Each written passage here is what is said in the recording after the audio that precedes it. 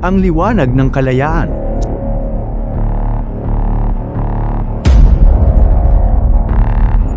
Si Lino ay isang binatilyong lumaki sa panahon ng batas militar.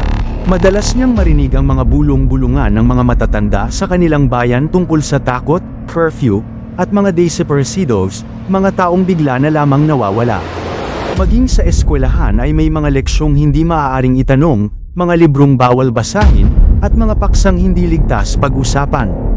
Isang araw, bumalik si Aling Rosa, ang ina ni Lino, mula sa pamilihan dala ang balitang bumagsak na ang diktadorya. Nagtagumpay ang makulay at mapayapang revolusyon sa EDSA. Anak, muling bumalik ang demokrasya sa ating bayan, masayang sambit nito.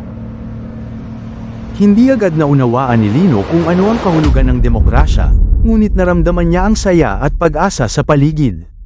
Ang mga kapitbahay ay lumabas ng kanilang mga tahanan, nagkakantahan, at may hawak-hawak na mga dilaw na bandana at mga bulaklak. Lumipas ang ilang linggo at nagkaroon ng malayang eleksyon. Nakita ni Lino kung paano nakilahok ang kanyang mga magulang, kasama ang maraming tao, sa pagboto. Wala nang takot, wala nang bawal. Maging sa paaralan, ang kanilang mga guro ay nagturo ng kasaysayan ng walang pangamba. Isang gabi, habang nag-aaral sa ilalim ng liwanag ng gasera, nilapitan si Lino ng kanyang ama.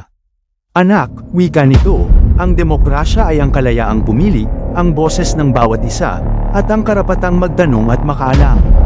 Mula noon, pinahalagahan ni Lino ang kanyang edukasyon at ang karapatan niyang magpahayag ng opinyon.